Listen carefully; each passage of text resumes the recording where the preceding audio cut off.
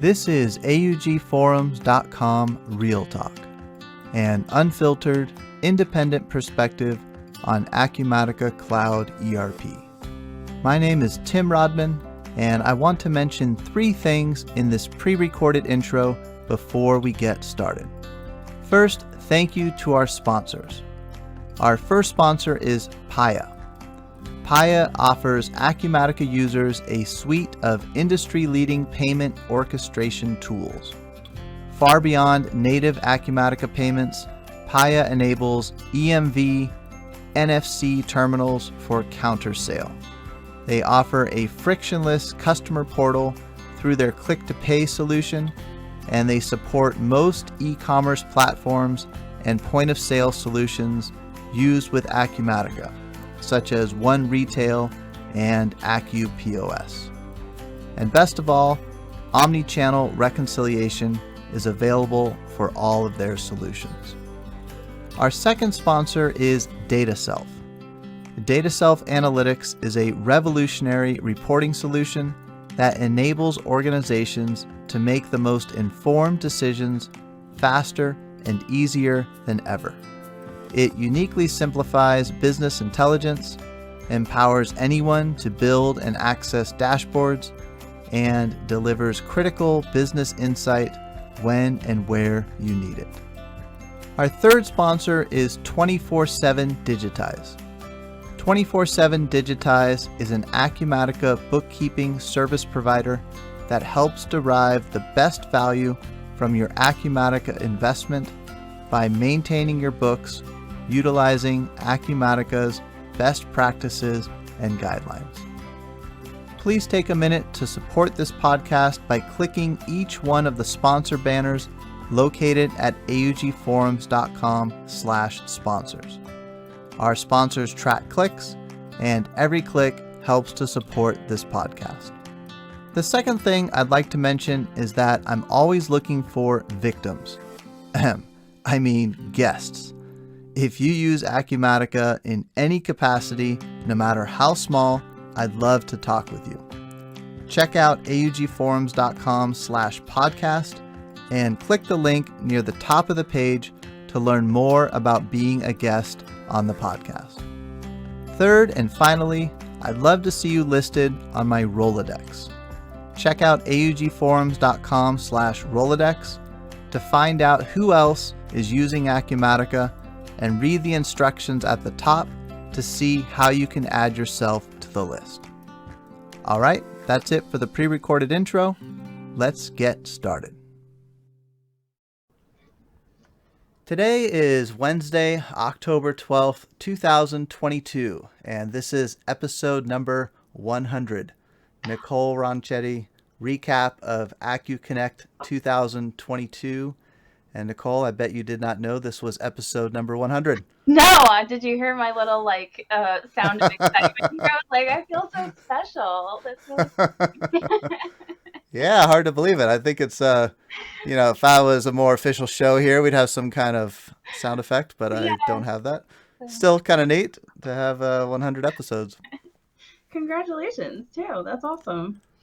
Thank you. Yeah, and you've been on here before, so you have already contributed to being a part of episode number 100. Yeah. And this time we'll be talking again. I think let's see, probably last time maybe it was Acumatica Summit that we were talking. This time will be acuCONNECT. But for those of you who have never heard you before, maybe you could give us a little brief background on yourself, who you are, and what you do. Sure. So my name is Nicole Ronchetti. I am a senior technical consultant at DSD Business Systems. I've been at DSD currently for, I was just looking at it the other day, about 7.5 years now. Yikes. I know, crazy. It goes by fast. But it goes by fast when you're having a good time, I guess. So I've been at DSD for 7.5 years. I previously came from the Sage 100 channel, and when I first came over to DSD, I came over in the Sage 100 enhancements department. So with the enhancements that we do over on that side for the Sage 100 channel, DSD sells and markets those things to all of the partners in the Sage 100 channel. So it was a really great experience for me getting to work in that position on doing the with the enhancements group, because I met a lot of different Sage 100 partners and, was able to build a lot of great relationships with them. And as acuMatica started to, our business within DSD started to pick up, I sort of kind of fell in love with acuMatica a bit and was like, I've worked in the Sage 100 channel for a number of years, and I love Sage 100, still do. But I wanted to kind of work with a more robust product that, could reach more different types of industries and be a bit more expansive. So I was really interested in learning acuMatica and moving over to the acuMatica side. So I moved over into the acuMatica practice about 3.5 or 4 years ago. And so that was a really great experience. And in doing that, because I had already had a lot of different relationships with a lot of different ISVs, which obviously, the acuMatica channel and the Sage 100 channel share a lot of the same ISVs. We also share a lot of the same partners.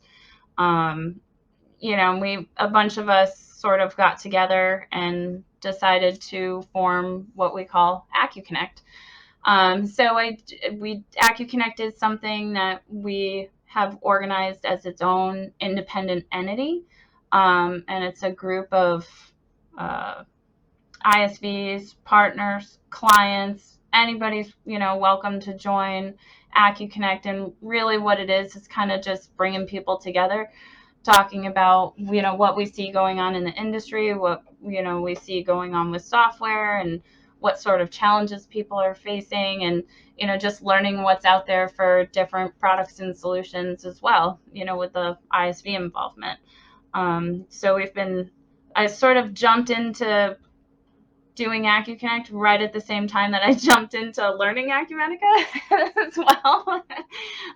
So it's been a really great experience, kind of seeing how much acuMatica has changed and grown over the years, and getting to do acuCONNECT events on top of it, where we get to connect with different people, has been kind of just a little side project, a labor of love sort of thing. So yeah, that's kind of my background and my current what I'm doing.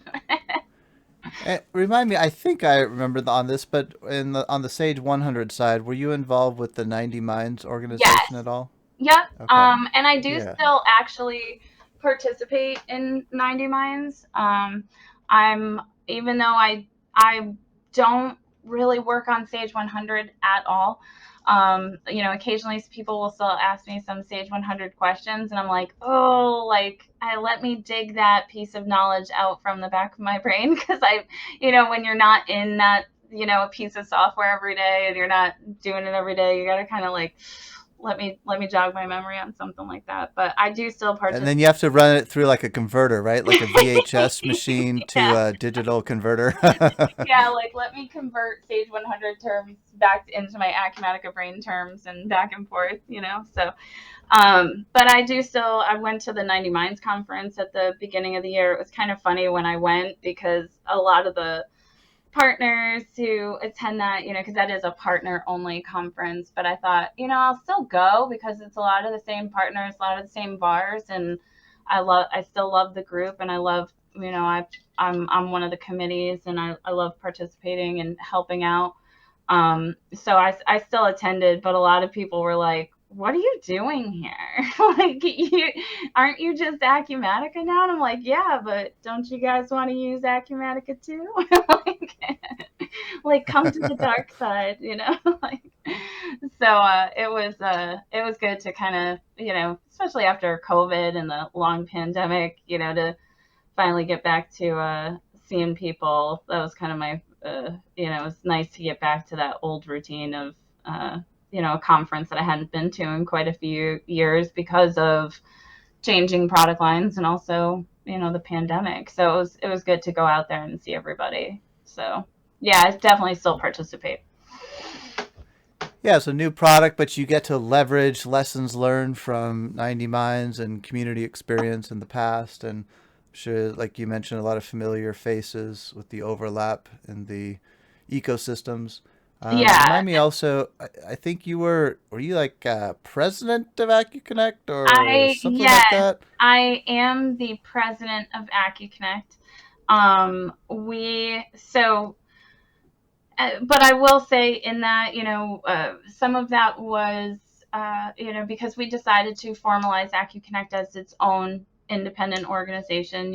It took us about close to a year to get our nonprofit status accepted. But that was something that I heard from a lot of accountants and everyone else, that the government was extremely behind on processing things like that. So it took us about a year to get that approved. In formalizing an organization like that, we had our board, which was, it's a small board, and everyone pitches in and helps out when they can, and it's volunteer. So sometimes some of us are helping more than other times. We all have regular jobs. But part of formalizing the group was we did have to kind of determine who's going to be president, who's going to be vice president, secretary, treasurer, all those types of things. So I, ended up becoming president of acuCONNECT. That is my title. Yeah, it feels a little weird to say it sometimes, but I know the one time I joked about it though, like when I went to the last summit, and I got to my hotel room, and my hotel room was on the top floor in Vegas at that hotel. And I was like, oh, they must have heard the acuCONNECT president was coming. Um, but that was crazy because we had, our acuCONNECT session. I pretty much jumped off the plane, went up to my room, dropped my stuff off, ran down, spoke at the acuCONNECT session at Summit, and then did the interview with you. And then I was like, all right, I need a drink. Like I need a beer or something. Like I did, that was crazy. It was just like boom, boom, boom, like a lot. It was, but really exciting. That was a good summit. And it was good to be back. So it was fun. But yeah, aside from what was most likely a serendipitous hotel room that you received there, Yeah. there's no corporate jet or any other perks that come along with it. You used the Yeah. phrase earlier, a labor of love. I Yeah. very much identify with that, with community involvement. What motivates you to participate and kind of put your shoulder into putting events on with acuCONNECT? You know, um, it does get tough at times, quite honestly, because none of us are, and I say this at all of the acuCONNECT sessions, and like when we did the 2-day conference, I said this, and I mentioned before, like we're a nonprofit. None of us in the group are making any extra money or anything else off of this, right? Like we sell sponsorships, so pretty much just pay for, platform, pay for putting on these types of things, right? But we do it out of, the desire to bring people in the channel together, and acumatic is great about things like that, right? Because we have like local user groups and everything, but we kind of feel like our niche is, we're bringing people together. Like we're not fit into a particular region or anything like that. Like we just like to get people together so that they can meet each other, and come up with other people that they can collaborate with, and bounce ideas off of. And there's plenty of platforms out there that do that. Your platform is great for that too, but I think having a face to face, like where you're having these events where people can actually have face to face conversations and still do it remotely, is like a really cool thing in this day and age, right? There's still a lot of people who are like not too keen on doing in-person events also, right? So I got an email this week actually from a partner who I had worked with for a number of years on the Stage 100 side, really good uh, friend. And he sent me an email this week, and he said, I wasn't I was on site at a client for a couple of days, so I wasn't able to attend, the acuCONNECT 2-day conference when it was happening live, but I've been watching all the recordings, and, and he said, like, I really love what you're doing, and I think it's one of the best kept secrets in the channel. And I was just Wow. like, that right there makes like one person saying that to me, like, makes a lot of the hard, I mean, as you know, like creating an independent organization that's, a formalized nonprofit is no easy task, right? Like we had to meet with accountants, we had to, do the proper tax filings and all the paperwork. Like it was a lot of work for those of us who, we might be consultants, we might understand accounting. I mean, but formalizing a nonprofit was not in any of our wheelhouses, so it was a huge learning curve and a lot of hours and, strenuous things that would come up at times, but to like get feedback like that from other partners where they're just like, this is a really cool thing, like keep it going. Like that's all I need to hear, you know? So that's if it makes one person happy that we do these events, I'm happy with it. You know. Well, that's great. What about the event itself? So I did participate in Last year. acuCONNECT 2021 last Mm-hmm. fall. Yep. I have not made it through any of the recordings from this year, so I'm perfect candidate for you to describe this to. First thing I was wondering, well, actually, I guess first comment I'll make. I did look at the agenda, Mm-hmm. and I was impressed at the variety of consultants that were involved. My take, Mm-hmm. last year was a little more ISV heavy, Mm-hmm. from what I could tell. This time there was a good number of like VAR consultants Mm-hmm. contributing to the sessions, and I was impressed by the growth in that area of not just ISV content, but just pure Acumatica consulting type content. Right. Um, So one of the what things, other differences did you see? yeah, Yeah, sorry, go ahead. I mean, that's really kind of one of the biggest differences that I think that you touched on is like we are continually trying to push that educational factor as much as possible, right? Nothing against ISVs, but like they're there for, they want to educate people on their product that they're selling, right? So, so it gets a little salesy if you have too many ISVs involved in it. Obviously with the consultants, it's sometimes harder to not necessarily uh, ex- it took us a couple of years before we could get a lot of consultants on board for, hey, why would you want to do this 30-minute session or 20-minute session, right? Yeah, um, yeah, we don't, for especially for the consultants, like, and just sort of putting it out there for other consultants who might be listening, like, I think one of the greatest things is we try to keep a lot of those sessions conversational too, which I think you saw when, because I know you came to my session last year, and we love the back and forth, the collaborative part between consultants kind of saying, oh, well, I usually do it this way or I do it that way, right? And I think the more years that we do it and the more consultants that we get that come and attend and watch and they see that interactivity with this type of event, that makes them want to join and do it. So we that's allowed us to kind of grow having more educational sessions, which we want to continue to do more of, obviously. We had a session on Mike Notley and I did a session on some of the new workflows, like things that you could do with the workflows. And before that, it might have been the previous day or the same day, I can't recall, but a consultant named Arlene, she did a session on business events and generic inquiries, and Arlene was attending me and Mike's session on the GIs and workflows, and we sort of ended up kind of coming up with a like, hey, you know what we should do next year is next year the three of us should do something where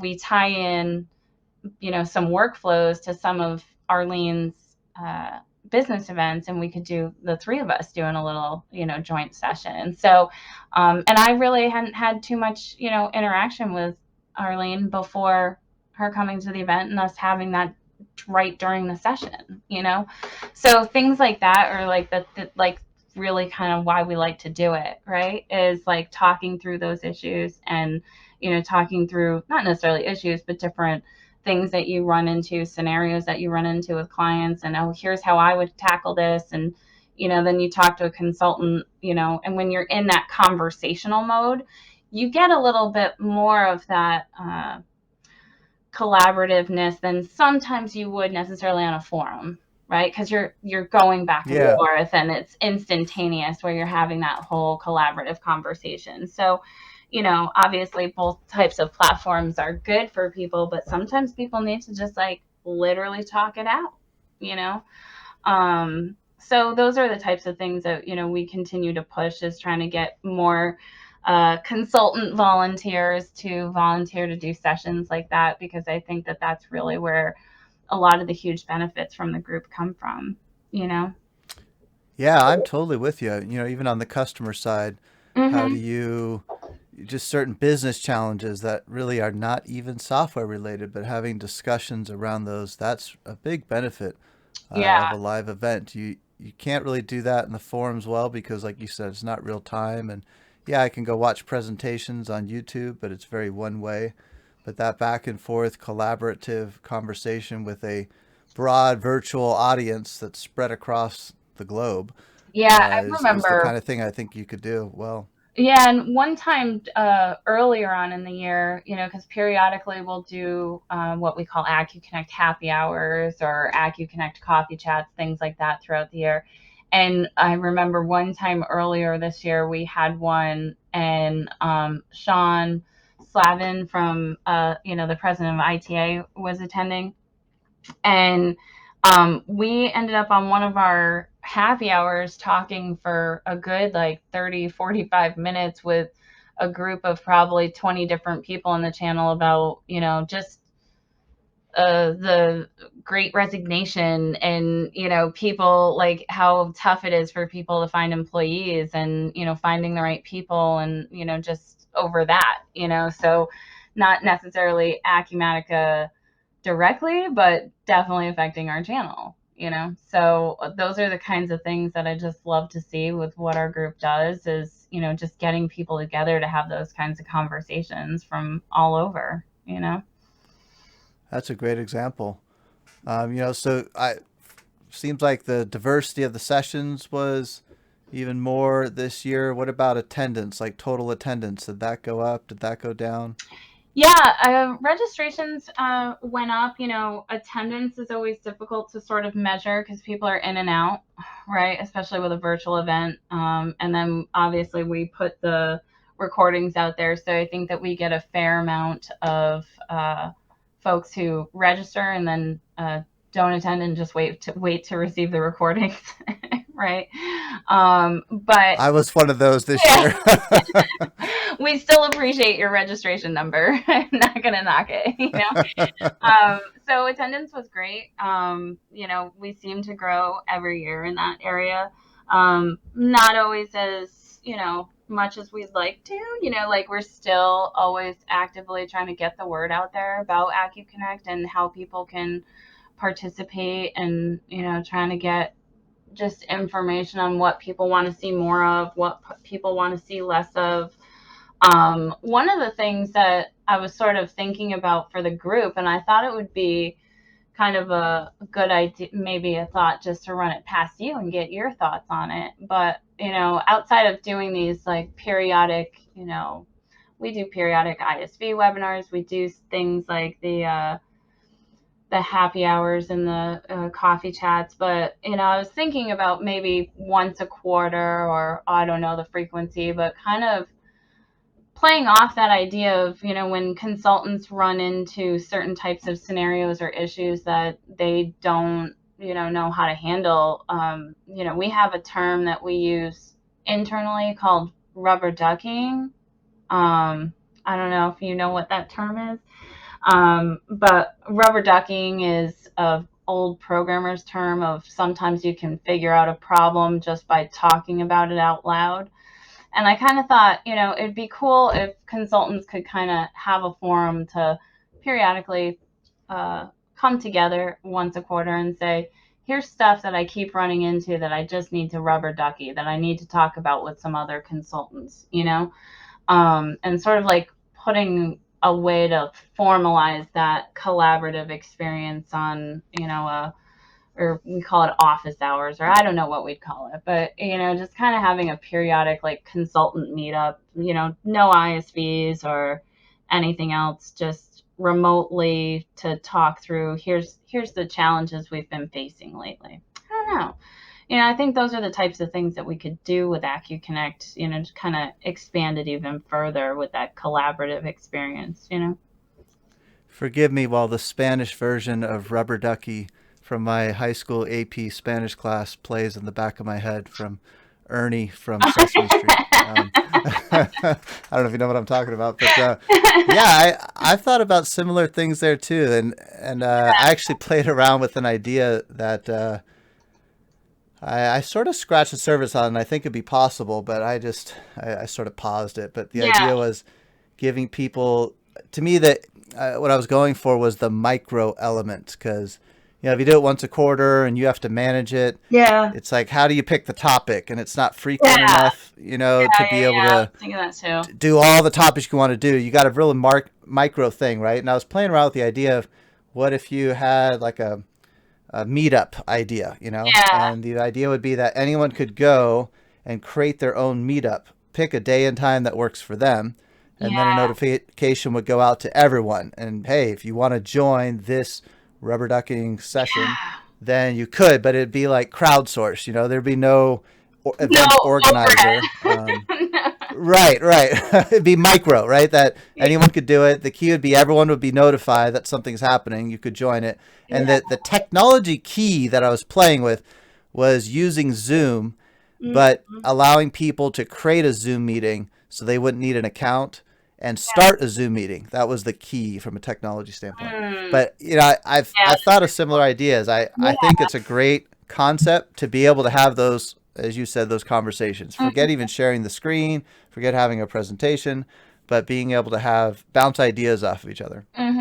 Yeah, that's cool. Yeah, and I know I got a little off topic there, because that's kind of just a little dream of mine. But back to our 2 days of acuCONNECT, and talking about some of the sessions that we did, especially if you haven't been able to get through all the recordings or anything. One of the big ones that we had a really great response from, we were a little bit nervous about this speaker, just because he is very Sage 100, and we're like, we don't want to make this about Sage, like this is an Acumatica thing. But we had Ed Class, who, I don't know if you're familiar with Ed Class, but I am. Yeah, so we had Ed Class come, and he did a great keynote on day one about asking effective questions, which I thought was fantastic for, ISVs, partners, people running their own businesses. I think something of, asking effective questions is something that all of us could learn how to do better just as humans. So that was a fantastic keynote, was really great. And a lot of people were like, that was just fantastic. I was actually, the moment that Ed finished talking, I was like, can you send me your PowerPoint right away? Because I know like 10 people that I need to share this information with. So that was fantastic. Again, I had the chance, Mark Franks talked about the developer program. That's the other kind of fantastic thing, is that, even though we have the regional user groups, which Acumatica supports and is involved in, the folks at Acumatica have been super supportive of being involved with our acuCONNECT events. So we had Mark Franks from Acumatica on day one, and we had who else? We had John Case speak on day two. That was a little bit rough. I blame myself on that one, because after zero technical difficulties on day one. I kept saying, "Oh, this was great. We had no technical difficulties." And then Famous last words. and I jinxed us, and then something happened, and his audio was going, and those of us who were in what we call like the backstage area, everything was looking fine to us in the backstage, but to the audience, it was the presentation was like hung up. So that was a very scary moment. I had tons of people. I had probably 20 different people texting me, calling me, emailing me saying, "What do we do? Like, what's going on? What's happening?" So that was and I'm like, we're just give us 1 second. Like, so we got through that though. But John was great to come. It was his first year coming. We always had the last couple of years, John Roscoe always came, and so John Case is still relatively new. So, he was a little bit like, "What's this acuCONNECT? Yeah, sure, I'll participate." But, so I was kind of getting him up to speed on what we've been doing. And, but he was great and came and, talked about, things going on with Acumatica and where they see the channel going. So it was a great conference all around. It was great to, have further involvement from Acumatica and have them continue to support the group, and just lots of really great sessions. So it was a really good 2 days. It was fantastic. It was a huge sigh of relief when it was over, because it's a stressful 2 days for sure. No, it sounds like it went well, and thank you for whetting my appetite to go back and look at some of those recordings. I'm curious too on next year. So you seem to have fallen into an annual fall cadence for a what I'll call an event. Then you've also mentioned like coffee slash not or happy hour, I think, chats and some other webinars. Looking forward, you got this potential idea for rubber ducking sessions. What about other ideas? Or also, mainly, I'm curious about next fall. Is there any in-person type of thing on your radar at this point? We've kicked around the idea of doing in-person events, but at the same time, I think that, organizing something that large that stands on its own would be a little bit difficult still at this point for us. It's definitely something that we keep looking at for down the road. But it also seems to me like some of these regional user group meetups that are going on are working out well for people, doing like the Southeast. And, I know we have a SoCal one, and the Northeast user group is starting to, I think they have an event coming up soon as well, too, or just happened. It's in the month of October. So I think those are working out well. And I think that us as a group for, acuCONNECT, I think we'll probably try to get more involved in attending some of the local user groups that are already going on. We do every year have a session at Summit. So we are planning to have a session at Summit again this year. But having a full 2-day in-person, or not even 2 days, but having an in-person event, I think it's still kind of a little bit risky at this point.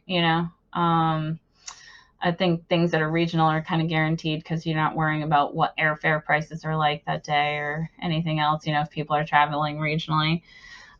So yeah, definitely in person would be something that we're still thinking about, but it's kind of not in the near future yet. Next year we'll definitely keep try to keep around the same fall time. Like we like the fall, because it's usually around the we do it around the R2 launch, and the R2 launch is always, just not quite as big as the, full version release. So it's a nice sweet spot of kind of getting in there right before R2 launch, so that we can kind of prep people of like, hey, are you going to be attending the, what are you excited for to see in the R2 launch? Doing it around Summit time is just so hectic for everybody, because everybody's already planning on, either attending Summit or trying to plan out Summit. But Yeah, so no in-person events, I think, for us quite yet. Maybe, like I said, get more involved with kind of participating in some of the regional user groups that are going on, but I can't see us doing a in-person acuCONNECT meetup in 2023. But who knows? Things could change, you know? Well, that makes sense. I mean, the the reason I didn't make it this year was I was at AUG Summit 2022, which Yeah. I think overlapped one day, Yeah. and then I was traveling back after that. But I was paying attention to the event logistics, and SWK that who put on the event has like a full time multi person event staff to do that. Yeah. And my impression is like take your prep time for our a virtual event and multiply by 50, Hmm. something like that, and then Yeah. you're on the hook for like over $100,000 in hotel costs that you have to guarantee, and then you have to backfill that with sponsorships, etc. I Right. mean, And just much heavier lift than doing something virtual. right. And because it's all backed by, a lot of sponsorship dollars, and you think about some of these, sponsors, they're, a lot of the ISVs are working in multiple channels, big, large events, you gotta, position it around like, oh, well, when's a GP conference going on? When's a this going? You know what I mean? Like, you gotta look at Yeah, all the other events that are going on too, because you don't want to stack it over something that all the other ISVs are going to be going to as well, because then it makes it all too difficult, right? So, yeah, it turned out like it was kind of unfortunate that we overlapped with Southeast for a day, and we had been planning ours for quite some time, and so it was just kind of like, oh, are we gonna move it? And we're like, that would just be, it would have been too hectic to move it, after they had scheduled theirs. So we're just like, people can come, they can attend, and if they can catch the videos afterwards, and hopefully next year we don't overlap on one of those, but trying to keep track of all the different regional user groups that are going on, plus other channel conferences and everything else. It gets kind of tricky to plan big events for sure, you know? well, yeah. Staying virtual allows you to focus on the content, and Yeah. you can already see the growth in that area with Hmm. the additional contributors. And yeah, if you just focus on doing that one thing well, I'm always a fan of focusing on one thing, and that makes Yeah. sense to me. Keep it virtual, and then you keep your focus on the content. Yeah. And like I said, we're, everybody's kind of, attending Summit already, attending all these other things that are already in person events. There's, no reason to crowd the in person event space at this point, when people are still getting vaccines and everything, you know? So it's Yeah, let others be first. yeah, yeah, yeah. So, and we really want to just try to build that group as much as possible, and knock on wood, it seems like we're doing it. We were a little bit scared after, we weren't sure because we had started it like, we had started doing the 2-day conference right before the pandemic hit, right? So when the pandemic hit, it was like, of course we got a bunch of people because nobody was doing anything else, right? Like that's all Yeah, anybody did during the pandemic was virtual conferences, right? So we were sort of just like, did we hit a wave because of the pandemic? And now that people are going back to in person, we're going to see a bunch drop off. But luckily, we didn't hit that at all. And, we had certain ISVs, we added some sponsors didn't come back, and, for their own budgeting reasons and stuff. I mean, they were all like, hey, we'd love to participate in the conference, but we're just slammed. We don't have any resources that we can give up to participate. So it's like, okay, that's fine. We can take that, I'd rather hear that than, oh, we participated and we were unhappy with the results. If you're just too busy, that's one thing. So we've had super positive feedback. I mean, uh, you know and not any negative feedback, knock on wood, that I've heard thus far. So we're just going to keep pushing along and keep doing it, because I keep getting emails like the one I got this week that really just, like, I was like, oh, this is why we do it. Like, so Yeah, that's a great feeling. yeah, yeah. So it's fantastic. Yeah, I was curious on the in-person part because I was wondering. I still haven't really digested it, but I don't know if you've seen Joel Gress's post. It was recapping the AUG summit in Atlanta that we were both at, and at the bottom of it, he talks about something that Acumatica is looking to do, like a customer gathering in the fall of next year. And I was like, oh, that's news to me, and I wasn't sure. Maybe that's acuCONNECT who's talking about. Sounds like it's something else. I don't know if you've heard anything No, on I that. hadn't heard anything about that, but I mean, wasn't too long ago they would always do the R2 launches, in Boston Yeah, in the maybe it's something fall. like that. Because we Yeah. we were just talking about that the other day because I was thinking back to like different Acumatica events that I've attended, and I was like, oh, it feels like so long ago that I went to an R2 launch in Boston. Like, you know, Yeah. so maybe something Yeah, like they did them here in Columbus, Ohio too. Like, that. Boston was first. That's where the press was, and then Hmm. they did the smaller ones throughout the country. Yeah, yeah, Maybe that is what they're referring to. I'm not sure yet. yeah. Yeah, and I was lucky because I mean, I live in Connecticut, so it was just a car ride for me to go up there. And I think I spent, a night and then drove home the next day. But yeah, that was cool when they did that. But yeah, that's interesting. I mean, I think there's a fair amount of people who want to get back to the whole in-person thing, and I love in-person events just as much as the next, but it's like the travel time takes so much time out of your day and your life too, unless you're trying to work on the plane, or wherever you're going to. So it's tough sometimes to travel, especially now that I mean, I've worked from home for 10 years now, so like, Wow. like we're all so used to working from home and not being in an office. And, when we do in-person stuff, it's like, oh, I forgot how long it takes to get ready. you know?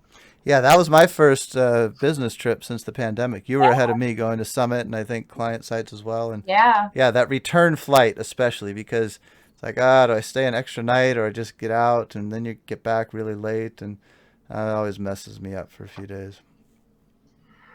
Yeah, I ended up doing a fair amount of traveling like towards the tail end of the pandemic. And Summit. Well, I had Summit, and then I think 90 Mines was my last trip that I had made, work wise. But like a week before Summit, I spent 10 days at a client in the Virgin Islands, which everyone goes, "Oh, poor you," like you got to go to an Acumatica client in the Virgin Islands, but it was Hotel, airport, and office, right? like it's not all glitz and glam, and it was very exhausting and a little nerve-wracking too, with traveling and the rules of being on the island at the time and stuff. Like there was just a lot to it. So yeah, certainly traveling, at least that's gotten easier for all of us now, to travel, than it was for a period of time there. So it's good to, I'm excited for Summit in January. Hopefully nothing changes and I get to go. I assume that I'm going. So, I'm excited to get back to Acumatica Summit again and have our session for acuCONNECT and just get to see everybody. Hopefully, do you think you'll go to Summit this year? At this point, that's the plan. Yeah, that's the plan. Cool. I have to pay for it though, so I'll have to pull the trigger myself. Yeah, yeah, yeah. That's always tough when like you add all that up. It's not necessarily the cheapest trip to make. But you're on the West Coast though, right? So. I'm in Ohio, so it'll still be Oh, a I thought you were on the West yeah, it'll still Coast. be a trek. Yeah, it'll Still be be a a trek. trek for. My brain still is, but no, my body is here in Ohio. Yeah, yeah, yeah. It's a long ways for sure. But, Well, hey, thanks for giving us a recap. Thanks for whetting the appetite. I'll put a link, excuse me, on the episode page at augforums.com/episode 100. And people can take a look at that link. I believe you do have to register to see the recordings. Is that No, correct? actually, we changed it. So Oh, recordings are all public now. So anyone okay. can really go to it's acu-connect.com. And if you hover over the community menu, you can see all the session recordings from 2022 and 2021.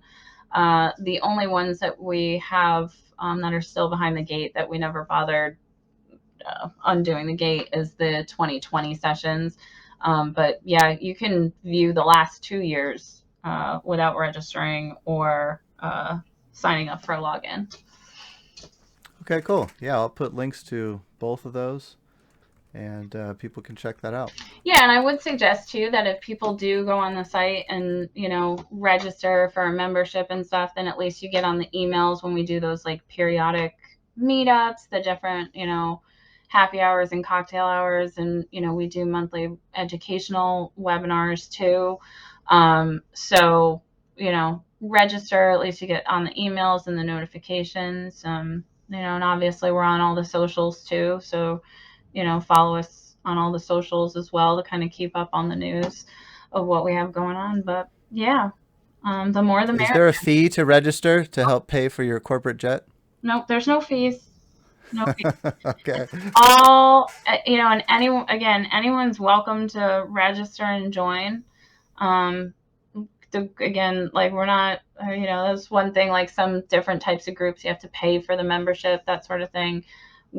That's what we rely on our sponsors for. All the information is, everyone's free to participate. Okay. Well, thanks for your labor of love. Thanks for another successful event. And I hope you get nice and rested up so you're ready to pull it off again next year. Yeah. Thanks so much, Tim.